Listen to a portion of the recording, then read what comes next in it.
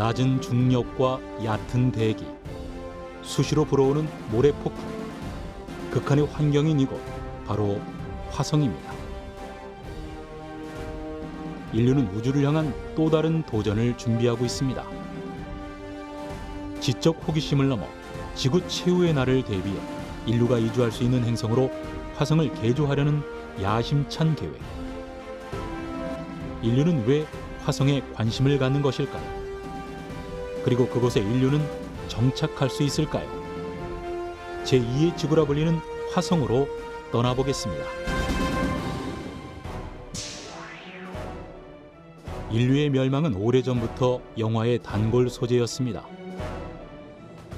만약 영화 속 인류 멸망 시나리오가 현실에서 일어난다면 여러분은 지금 무엇을 하시겠습니까? 인류의 역사 속에서 되풀이되었던 멸종에 대한 예언들. 그렇다면 과학자들이 경고하는 인류 멸망 시나리오는 무엇일까요?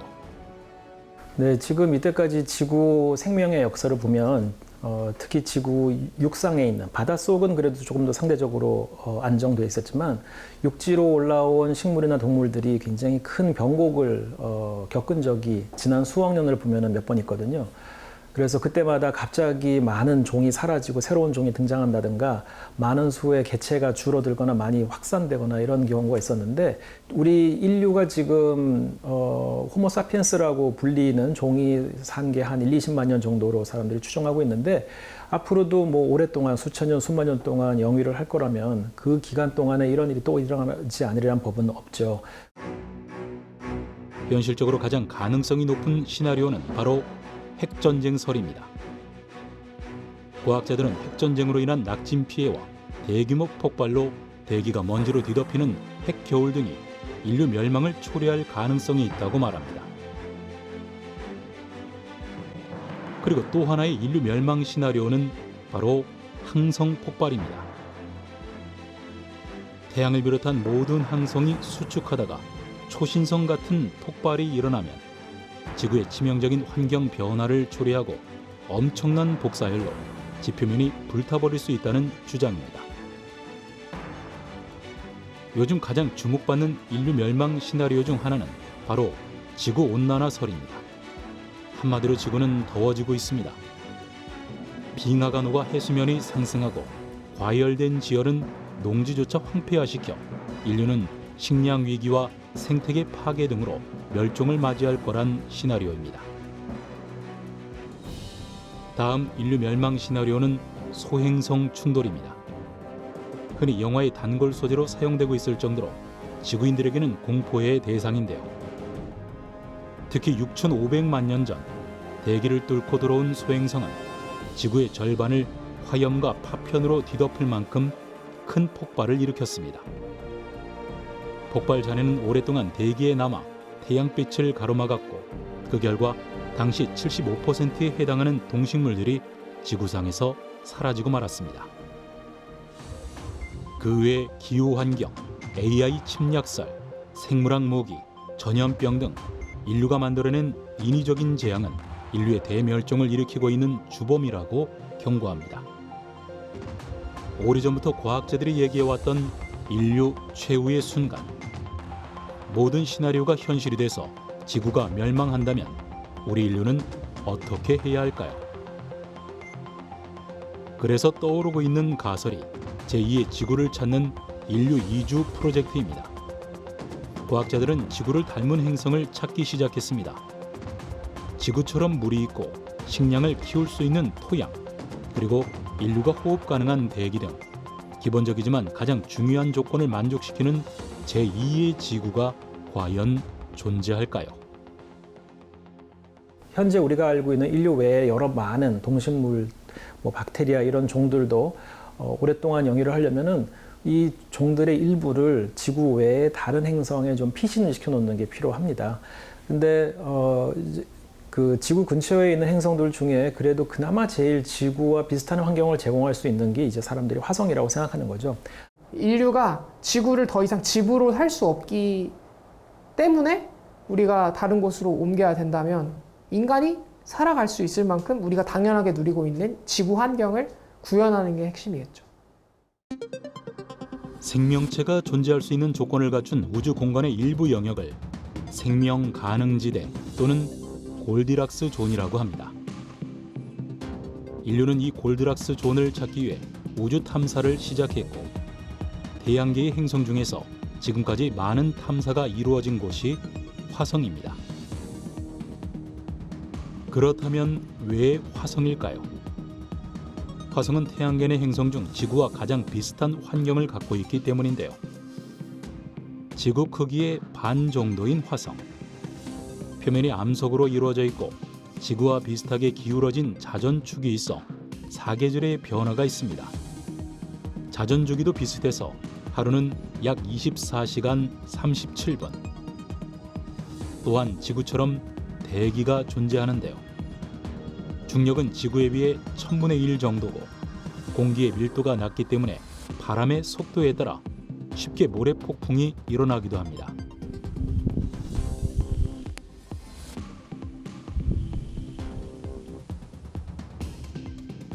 생명의 필수 요소인 물의 흔적도 화성에선 지속적으로 발견되고 있습니다. 땅을 파면 얼음이 나오기도 하고 화성의 남극과 북극에는 극관이라고 해서 빙하가 존재한 흔적이 나왔습니다. 화성을 제2의 지구라 부르는 이유는 이처럼 지구와 닮은 면들이 많기 때문입니다. 인류의 활동을 넓히기 위해서 시도해 볼 수 있는 곳은 우주 공간 자체 또는 지구 이외의 지구하고 비슷한 가까이 있는 다른 천체일 텐데 다른 대기가 없고 그래서 조금 더 척박하다고 느껴지고요. 그다음에 금성은 대기는 있지만 많이 뜨겁고 또 두꺼운 대기 때문에 내부가 안 보여서 사실은 아직 지형도도 정확하게 우리가 다 가지고 있지 않습니다. 그래서 과거에 물을 가지고 있었고 그리고 또 지구처럼 충분한 생명체가 있으면 있을 수도 있을 만한 공간이었다는 것에 대해서는 어느 정도 공감대가 있는데 화성은 이렇게 인류가 한번 진출을 해보는 것들을 생각해 볼 수 있는 그런 이유가 아닐까 싶은 생각도 들기는 합니다. 화성 적도 부근의 특징적인 모습이 눈에 띕니다. 기다란 상처처럼 보이는 이곳은 태양계 최대의 협곡 마리너입니다. 깊이가 8km, 길이가 4,500km에 달하는데요. 미국 그랜드 캐니언보다 길이는 10배, 깊이는 5배 이상 더 크죠. 유럽 우주국과 러시아 과학 아카데미 우주연구소 공동연구팀은 마리너 협곡 지표면 아래에 다량의 물이 존재할 가능성이 있다는 사실을 발견했습니다. 현재 화성에 물이 어디에 어떻게 존재하는지 밝혀내는 것은 한때 물이 풍부했던 화성에 무슨 일이 일어났는지 이해하는 데 필수적이며 과거 생명체 흔적, 화성 초기 유기물질 등을 찾는 데 도움이 될 것이라고 전문가들은 말합니다. 이처럼 물이 존재한다면 인류는 화성에서 살아갈 수 있을까요? 화성의 환경 그 자체로만으로 봤을 때는 CO2가 너무 많아서 사람이 숨을 쉴 수가 없고요. 그 다음에 지구와 다르게 자기장이 없어서 우주에서 날아오는 방사선을 잘 막아주지 않기 때문에 노출됐을 경우에 굉장히 위험하기도 하고 그리고 또 필요로 하는 물이나 이렇게 쓸 수 있는 용수들을 현장에서 구할 수도 없고 그리고 또 유기물이나 농작물을 키웠을 때 실제로 거기에서 자랄 수 있는지에 대해서는 아직까지 검증이 되지 않은 상황이어서 있는 환경 그대로서는 사실은 존재하기는 참 어려운 상황이라고 볼 수 있겠습니다. 그러나 화성은 지구와 닮은 듯하지만 중요한 차이점이 있습니다. 화성의 질량은 지구의 약 10%밖에 안 되죠. 질량이 작은 만큼 화성의 중력도 약합니다. 화성의 중력은 지구의 약 3분의 1 수준. 90kg 몸무게를 가진 남성이 화성에 간다면 약 30kg 정도밖에 되질 않습니다. 그리고 화성은 대기가 희박합니다. 대기를 보호해주는 자기장의 부족으로 인해 대기가 끊임없이 사라지기 때문이죠. 때문에 화성에 노출되는 우주 방사선은 지구의 3만 배에 달하는데 인간에겐 아주 치명적입니다. 게다가 화성의 온도는 영하 140도까지 떨어지고 이산화탄소 농도는 95%에 달합니다. 우주복을 입지 않는 한 호흡은 불가능하고 시시때때로 불어오는 모래 폭풍은 모래 지옥을 연상시킬 정도입니다. 모래 폭풍이 행성 전체를 뒤덮으면 모든 태양빛을 막아버릴 정도니까요. 지구와 닮았지만 너무나도 다른 모습의 화성. 과연 인류가 화성에 정착할 수 있을까요? 1962년 미국의 마리너 2호를 시작으로 인류는 탐사선을 끊임없이 화성으로 보냈는데요. 여러 악조건을 딛고 탐사를 이어가는 이유는 화성의 신비를 풀고 과거 생명체의 흔적을 찾기 위해서입니다.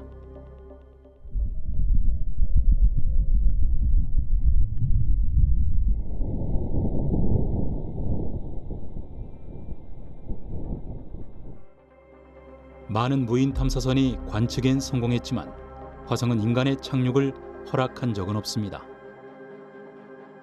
그래서 미 항공우주국 나사는 화성에 인간을 보내기 위해 꾸준한 노력을 하고 있는데요.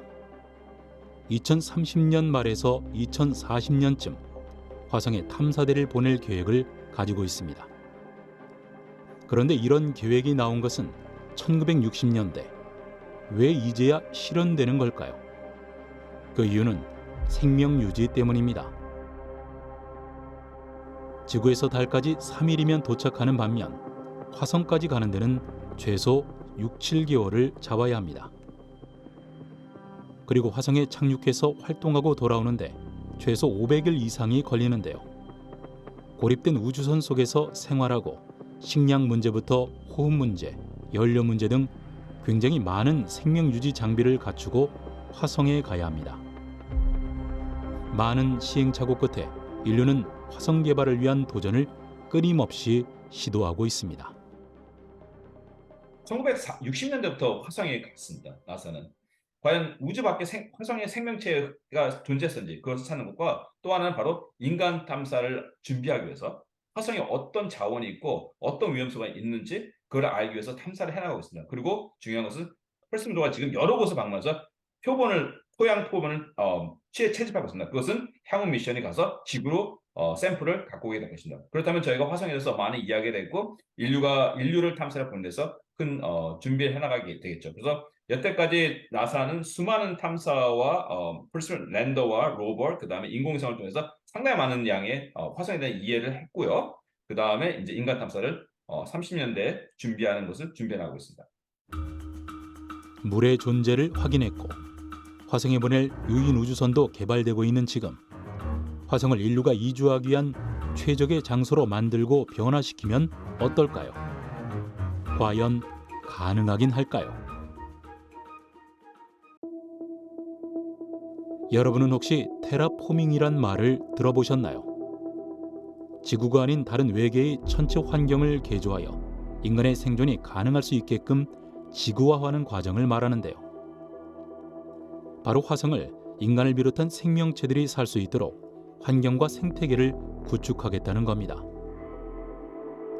현재로서는 화성을 테라포밍하기 위해서 어마어마한 비용을 투입할 만한 가치와 실용성에 대한 논란과 함께 화성 전체를 지구화하는 작업에는 눈에 띄는 성과를 보기 힘들다는 전문가들의 의견도 존재합니다. 하지만 화성 전체가 아닌 소규모로 부분적인 테라포밍을 한다면 인간이 지속적으로 살 수 있는 환경을 만드는 것도 가능하지 않을까 기대를 하고 있습니다. 이게 결국 화성을 테라포밍 한다는 건 첫 번째 목적, 그러니까 가장 큰 목표는 아마도 경작 가능한 상태를 만드는 걸 거고요. 그러려면 대기도 있어야 되고 상당한 양의 물이 있어야 됩니다. 근데 그 두 가지 다 화성 표면의 온도를 높이면 가능할 것으로 보여지고 있는데요. 가장 쉬운 물질이 지구에서는 그렇게 없애려고 하는 이산화탄소입니다. 화성 표면의 온도를 어떻게든지 올리면 그 안에 있던 그 암석들 또는 토양 안에 있던 여러 가벼운 분자들이, 가벼운 원소들이 이제 아웃게싱이라고 해서 바깥으로 뿜어져 서서히 나오게 될 텐데요. 그 중에는 분명히 탄소도 있을 것이고 그 탄소들이 같이 나온 산소하고 결합을 하게 되면 이산화탄소가 되고 해서 몇 가지 종류의 온실효과 분자들이 배출될 것으로 보이고요. 그래서 화성 표면에 그 흙의 온도를 높여주면은 이제 대기가 서서히 장기간에 걸쳐 가지고 대기가 형성될 것이라고 봅니다. 여기서 끝이 아닙니다. 화성에 대기가 형성되고 안정화되어도 태양풍으로부터 행성을 보호하기 어렵습니다. 태양풍이 화성의 대기를 날려버리지 않도록 방어할 기술이 필요한데요. 그래서 화성에 인공 자기장을 만들어야 한다는 주장도 나옵니다. 테라포밍이 성공하면 화성에는 어떤 변화가 생길까요? 두꺼운 대기층 아래 적당한 기온과 기압이 만들어지고 인간은 자유롭게 외출하는 등 화성은 생명의 행성으로 다시 태어날 겁니다. 물론 행성 전체를 개조하는 테라포밍은 수백 년도 더 걸릴 꿈 같은 프로젝트입니다. 이게 뭐 나중에 우리가 정말 새로운 과학기술을 획득을 해서 예를 들면 에너지를 진짜 무한정 끌어낼 수 있을 만한 아주 획기적인 에너지원을 발견하거나 아니면은 우리가 행성과 행성 사이의 물질을 진짜 자유롭게 이동할 수 있게끔 만들 수 있는 어떤 그런 수송 통로를 만들지 않는 한 진정한 의미의 테라포밍을 하는 거는 정말 힘들다라는 생각이 들어요. 그래서 사실 에너지 전략이 되게 중요해요. 그렇다면 화성 테라포밍은 현실성이 없는 걸까요? 이미 인류는 지구 밖 우주에서 예행 연습을 하고 있는데요. 바로 달입니다. 인류는 달을 통해 여러 가지 실험을 하며 우주를 향한 꿈을 키워왔고 지난 50여 년 우주 강국들은 달을 선점하기 위해 치열한 쟁탈전을 해왔습니다. 그리고 달 탐사를 넘어 이제 나사의 아르테미스 프로젝트로 인류는 우주 이주의 계획을 현실화시키고 있습니다. 2025년까지 달에 유인 우주선을 보내고 2028년까지 순차적으로 달에 거주 가능한 유인 기지를 건설한다는 계획인데요. 현재는 미국을 포함한 전 세계 28개국이 아르테미스 약정에 서명한 상태입니다. 그렇다면 왜 인류는 달을 먼저 주목한 것일까요? 화성을 거쳐가는 중간기지 역할부터 화성을 관측하는 천문 관측소, 그리고 우주여행이 필요한 희귀 자원이 매장되어 있기 때문입니다. Now, the moon is also a perfect place to establish a base, right, or a point of departure to get to Mars. So if we can build a moon base, figure out how to live long-term in space, then that makes it easier for us to head to Mars and figure out how to do the same thing. So the moon is sort of like practice for us to figure out how to sustain human presence in the space environment. And the things that we learn from there, we can apply them to our travels to Mars. 달을 연구하는 것은 심우주 탐사의 기반이 되기도 하지만 화성 탐사 연구 및 자원 개발에 중요한 역할을 담당합니다. 만약 달에 존재하는 얼음의 양이 충분하다면 기지 건설을 위한 식수로 활용하거나 또 얼음을 분해해 연료용 수소와 호흡용 산소를 생성하는 등 여러 방법으로 활용할 수 있게 됩니다. 이 점은 화성 이주 시에 유용하게 쓸 수 있는 자원이 될 수 있는데요. 핵융합 발전 연료까지 달에 매장되어 있어 현지에서 얻은 달 자원을 활용하면 화성 탐사에 드는 비용 절감부터 에너지 확보까지 가능하다는 이점이 있습니다. 지구에서 우주 공간으로 내보내는데 어떤 일정한 무게를 내보내는데 엄청난 그 추진제, 그 로켓이 필요하다 그랬었죠. 달에서는 그렇지가 않습니다. 달에서는 약간만 중력을 이기면은 왜냐하면 달의 중력이 지구보다 훨씬 작기 때문에요. 달에서는 우리가 우주로 내보내려고 하는 무게의 한 10배 정도만 있으면 우주 공간으로 나갈 수가 있습니다. 그렇기 때문에 지구에서 출발해서 화성으로 가는 것보다 달에서 출발해서 화성으로 가는데 필요한 그 발사체나 로켓의 사이즈가 훨씬 작아지기 때문에 달을 전초기지로 사용을 한다는 얘기인데 그렇게 되기 위해서는 달에서 많은 것을 스스로 조달할 수가 있어야 됩니다. 현재 전 세계 우주 강국은 달 기지 건설을 경쟁적으로 추진하고 있습니다. 미국은 2024년까지 달궤도 우주 정거장에 이어 2028년에 달기지를 건설하는 아르테미스 프로젝트를 진행 중이고, 달 뒷면에 창어 4호를 착륙시킨 중국은 2035년, 유럽은 2040년을 목표로 달기지 건설을 추진하고 있습니다. 여기서 그치지 않고 민간 우주기업 스페이스X는 달을 넘어 화성에 기지를 세우겠다는 도전장을 이미 던졌습니다. 화성, 우리에게 친숙한 반면 단 한 번도 인간을 허락하지 않은 행성입니다. 그래서 그곳에서 삶은 인류의 상상보다 더 험난할 수도 있습니다. 하지만 끊임없는 도전과 탐사 끝에 화성은 조금씩 인류의 방문을 허락하고 있습니다. 2023년 4월 20일, 총 길이가 120m에 달하는 인류 역사상 가장 크고 강력한 발사체인 스페이스X의 스타쉽이 발사됐습니다. 하지만 발사 4분여 만에 공중에서 돌다가 그대로 폭발했는데요. 스타쉽은 발사 2분 52초가 지났을 때 1단 로켓과 2단 로켓이 분리돼야 했지만 단 분리가 이루어지지 않았습니다. 첫 시험 발사가 실패로 돌아갔지만 일론 머스크는 앞으로 나아가기 위해 더 많은 것을 배운 시간이라고 밝혔는데요. 스페이스X의 스타쉽은 대규모의 사람과 대량의 화물을 화성으로 보내기 위해 개발된 최초의 대형 우주선입니다. 비록 실패했지만 화성으로 향하는 인류의 꿈이 시작된 것입니다. 일론 머스크는 화성 이주를 목표로 해서 스페이스X를 어떤 기업을 시작했다는 말을 하는데, 놀라운 것은 그 기업에 있는 어떤 직원들 역시 그렇게 믿고 있습니다. 믿고 있고, 지금은 상당히 실현 가능하기 힘든 거지만 결국 우리 인류가 어느 방향으로 갈지를 제안하면서 상당히 큰 역할을 하지 않았나 그렇게 생각하고 있습니다. 그래서 지금 생각하는 스타쉽 같은 것이 가장 현실적인 방안으로 나오고 있죠. 그동안 스페이스X는 성공과 실패를 거듭했습니다. 하지만 점점 성공률과 기술력을 높여가고 있는데요. 특히 주목할 것은 로켓 재사용 기술입니다. 현재 스페이스X 재사용 로켓 기술은 최대 10번 정도.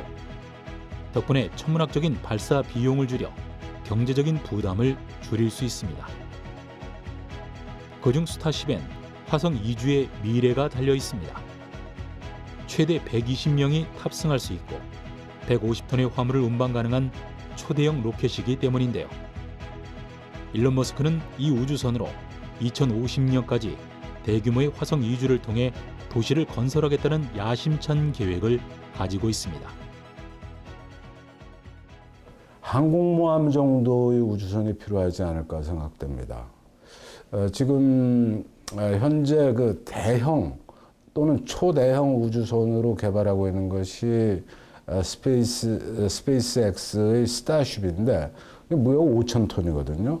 그러니까 거의 항공모함 수준의 버금가는 사이즈의 우주선이 필요하죠. 예. 그리고 또 한 가지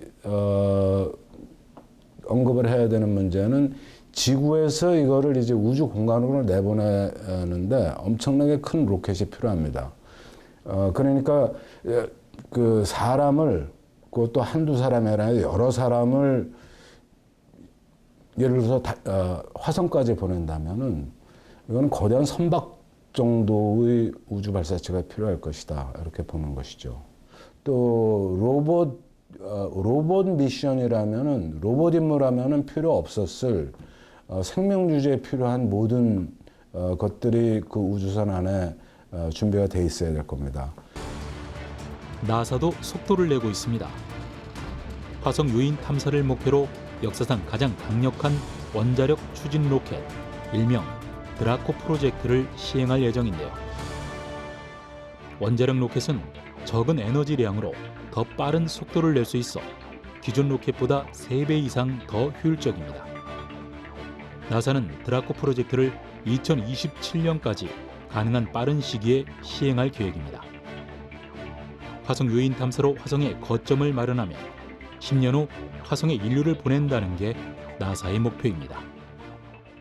결국 오늘날 21세기의 우리 인류의 그 화성에 대한 도전, 달에 대한 도전 같은 경우는 인류 역사상 가장 위대한 도전으로 기억되고 있고, 우리 후손들은 20세 산 우리 선조들 위대한 조상으로 바라보고 있다고 생각합니다.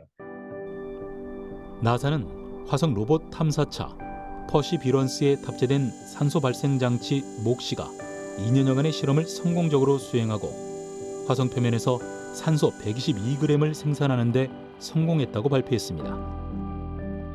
이는 작은 강아지가 10시간 동안 호흡할 수 있는 산소 양이라고 하는데요. 화성 대기 중의 이산화탄소를 고체 산화물 전기분해 과정을 거쳐 산소와 일산화탄소로 분리한 뒤 이 가운데 산소 원자만 추출해 산소 분자로 만든 것입니다. 이번 성공으로 미래의 우주 비행사들이 호흡할 수 있는 공기나 화성에서 지구로 돌아올 때 사용할 상승선의 로켓 추진제를 현장에서 확보할 수 있다는 가능성을 보여준 것입니다. 이처럼 인류의 새로운 정착지를 개발하기 위해 역사상 최고 성능의 로켓을 단 우주선은 화성까지 6개월이 넘게 날아갈 것이고 공상과학 영화 같은 도전이 인류를 제2의 지구로 안내할 것입니다. 화성의 새로운 터전을 마련한 뒤 인류의 우주 영역은 어디까지 확장될까요? 가까운 미래의 우리 후손들은 화성에서 또 다른 우주 개발을 꿈꿀 수도 있습니다. 지금 우리가 우주로 나가는 거를 대항행 시대에 비유하고 있어요. 그냥 달이나 화성으로 가는 게 아니라 이제 활동 공간을 넓히는 거죠. 그래서 새로운 부를 찾거나 새로운 문화를 창조하거나 새로운 질서를 만들거나 하는데 우리가 거기에 동참하지 않는다면은 나중에 100년 정도 지나가는 우리나라 자체가 아마 굉장히 위협받을 그런 환경에 있을지도 모른다 하는 말씀이죠. 그래서 우리가 우주 개발을 하고 달에 가고 화성 가는 거는 그냥 호기심으로 가는 게 아니라 우리가 생존하기, 그러니까 앞으로 한 100년 정도의 미래를 보면 우리가 반드시 해야 될 굉장히 중요한 일들 중에 하나다. 미래를 바라본다면 이렇게 말씀드릴 수가 있습니다.